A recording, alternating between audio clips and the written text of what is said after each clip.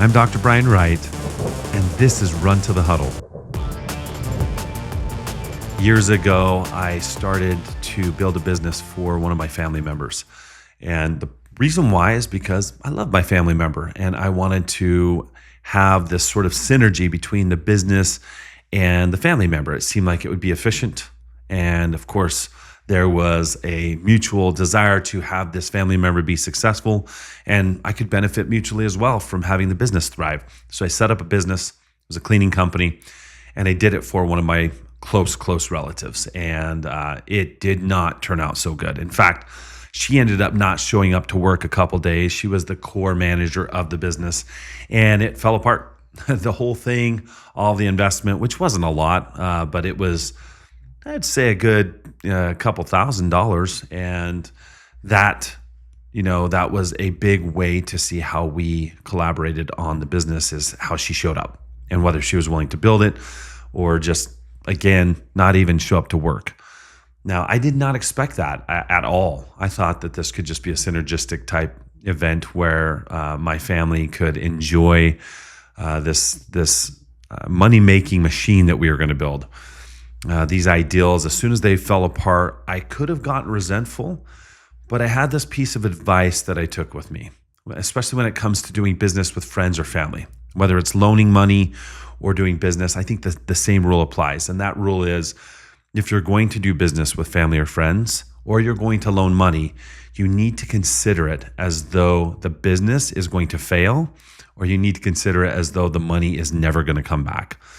So anytime, I have a whole set of rules for how I loan money out to family, because it's really easy to get caught up in really wanting to do good for other people and then getting resentful if you overgive. And I don't like the overgive loop that causes you to get resentful when it doesn't turn out so well, and then have these issues emotionally.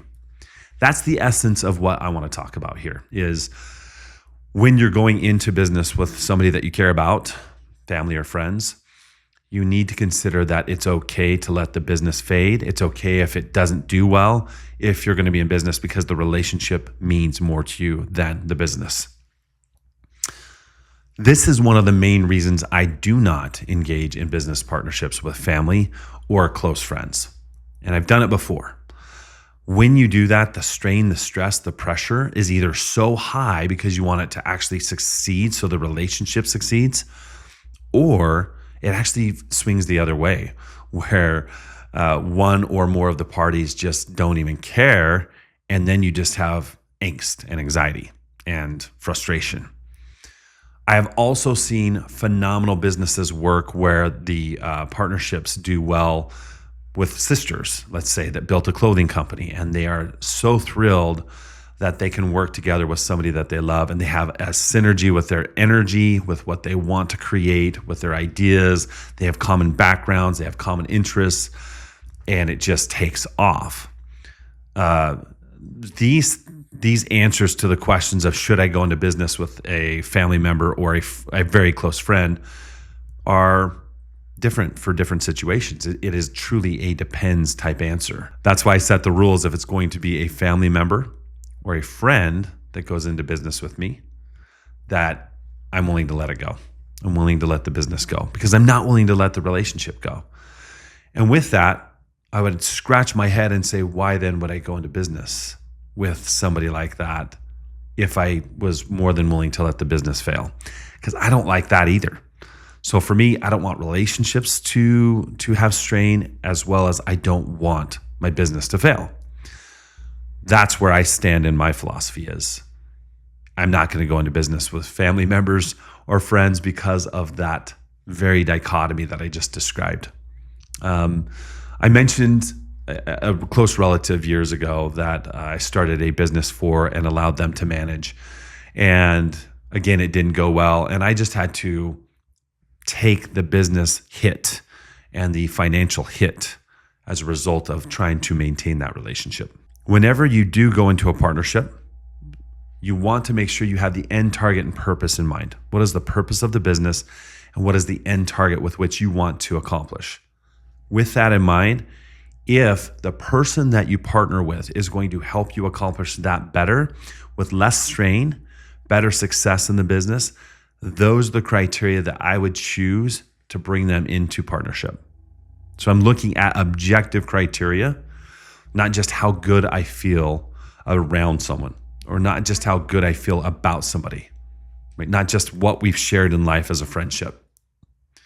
In fact, some of the partnerships where I actually brought a friend in, I'll give you another example here, I don't want to call out the actual business because I don't want to call out the friend, but I had loaned a substantial amount of money to help them get on their feet for their business.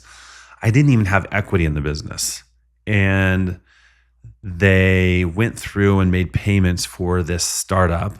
And about halfway through the startup payments, they decided to stop paying. And it actually put about a 5-year strain on the relationship because I didn't have these same ground rules for how I would establish loans for friends and family members. And I didn't have the same ground rules for how I would deal with partnerships with friends and family members. And that strain lasted both ways. It wasn't just that I didn't get paid, but the other party was feeling, you could tell, they felt guilty that they didn't pay me. And so they avoided me, right? So it didn't matter just how much I felt strained from it. It was a two-way street. And it took a while to restore that relationship to the level that was cohesive and flowing and happy. So I do not, for that reason, recommend loaning money to people to start businesses in the family or in friendships. Again, caveats to everything that way, but I'm always looking for the end purpose, end goal. What is the business in the business of doing? Right? The business is the business of doing business. So how about I objectively define what is going to be the best route to get to that place? Not what is the easiest, most convenient way to get there, but what is the best way to accomplish this long term? If you do go into partnership with somebody, and I, for one, am a big partnership advocate. I think partnerships are great. I know of many people who joke that the only ship that doesn't float is a partnership. I do not agree with that. I think partnerships are a way to take 1 + 1 = more than 2. Like it synergizes. And to each their own. You know, if you do better on your own, then more power to you in that area. For me, I really believe in partnerships because that's where I've done the very most brilliant work at creating. But I believe that one key aspect to that is having clear written agreements. I say this a lot. If it's written, it's true. If it's not written, it's not true. When you write the agreements out in advance for this is the contribution I will make, this is the contribution you will make, this is the compensation I will take, this is the compensation you will take, so that it's clear not only what's contributed, but also what's being compensated, how that is going to continue to develop, and what happens in the event of this type of situation or a catastrophe or somebody passes away or if somebody decides to just up and leave the organization or, you know, how do you make decisions when it comes to a stalemate? Those operating agreements and those contribution agreements, I like to have both right out the gate when we start up a partnership, are indispensable.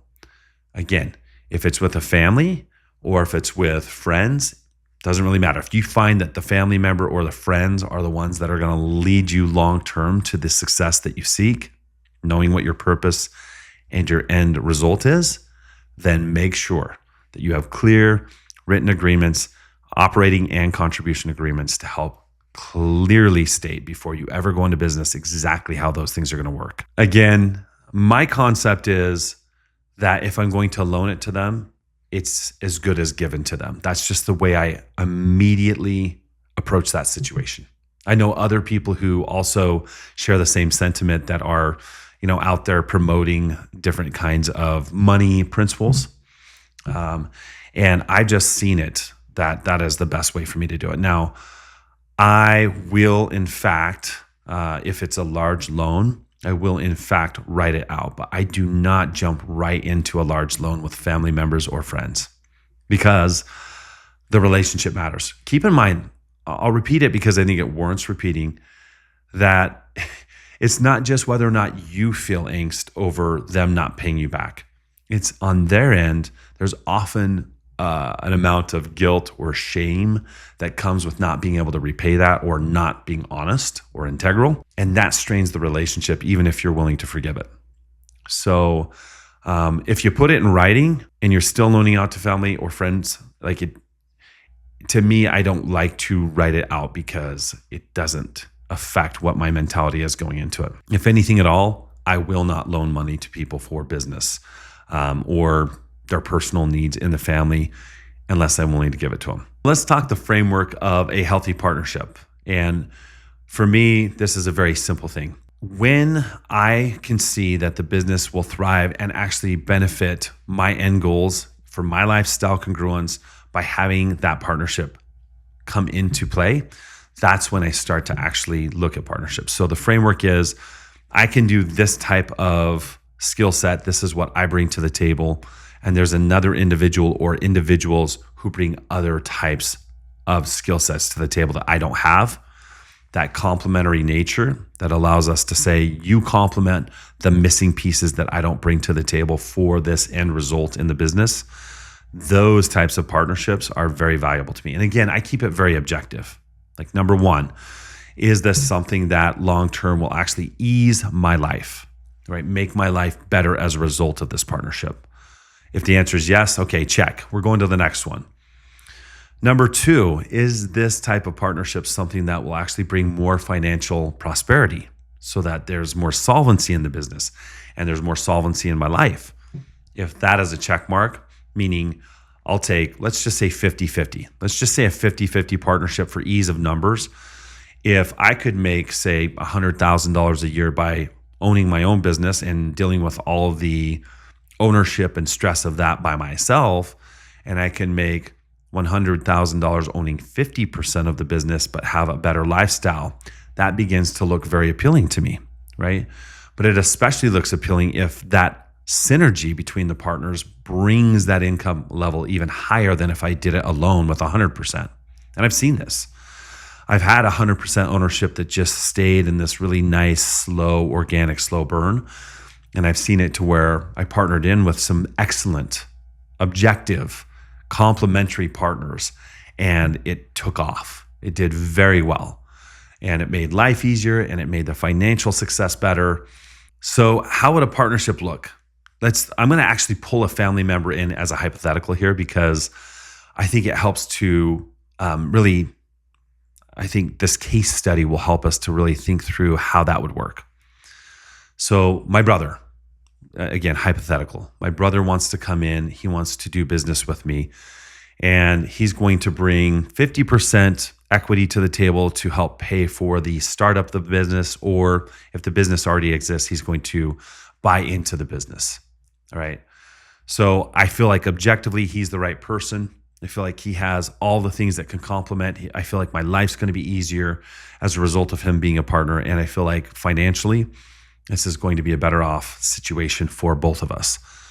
Okay, so the first thing is we need to have an operating agreement. We've got to know, just like I said before, what are all the different scenarios that we could see that could go wrong so that we're preparing for worst case scenarios so that when it's set aside, the operating agreement's set aside, I don't have to worry about it anymore. I already know that like all of the foundation has been set, and then I can focus on best case scenario inside of the partnership, right? So I do the operating agreement to look at worst case scenario. That helps me to set that worry aside so that I can focus on best case scenario. Now that I have the operating agreement that says how we're going to vote, what happens if somebody defaults, if they're not doing their job, if they're not contributing the way that they said they would, what are the ways that that all plays out? Got that set. Then we do a contribution agreement. And the contribution agreement, again, says this is what you're going to do. This is what you get compensated. This is what I'm going to do. This is what I get compensated. Then that's set in stone too. You put that aside. Now we have written success profiles or job descriptions, right? These success profiles and job descriptions state in writing what success looks like for that job. So if it's not in writing, how do we actually know how to hold accountable what's going to happen within the business or within the partnership? We don't. So I don't take that for granted. I don't just say, well, I'm just going to do the darndest best job I've ever done. And you know me, brother. You know how I work. You've seen me. Just trust it. That's where things get set up for failure. That's where things get set up for problems. So he needs to have a success profile for his job. Let's say he is the chief operating officer of ABC Enterprises. He needs to know what success looks like, what the organization's targets are, how we're going to measure whether they're met or not. And we're going to attest to the fact that we understand that we need to be doing that job if we're going to be successful in the business. Then let's say I have the chief executive officer role. I've got to have the same set of criteria for that position. Now we set that aside. So we've got the operating agreement, the contribution agreement, we've got the success profile. And now you've got to have a status sheet. A status sheet helps you to know what salaries are being offered, what benefits are being offered, and how they total up to a certain compensation plan. The most important part of the status sheet is, because this can change over time and you don't want to keep going back to your contribution agreement, the status sheet allows you to update the status of what you are paying each other for that job. Then there's no ambiguity on, well, I thought that I got a promotion to this position and therefore I should have a raise. And then there isn't this sort of like barrier between the partnership about how you decide to give raises and promotions. These status sheets keep it clear, clean, and crisp for everybody to understand roles and responsibilities. Once you have that in place, then you set the ball in motion and you act if everything is going well. You act if everything is going to go well. You build the relationship, you build the business, because you've already done all these worst case scenario things in writing so that it's established and it's a safety net for everybody. That's how I'd frame out the business partnership if I was doing it with a non-family member, a non-friend, or if I was doing it with a family member or friend. In that way, you can protect the relationships that matter to you. You can keep them sacred to you, and you can make the business something that truly serves you rather than you serving it indefinitely. And that's the goal. The goal is to have something that serves you and your relationships. And if you can set it in that motion, then you can look objectively at whether you want to partner with family, friends, or other people that you don't even know but have the right talents, skills, and proficiencies.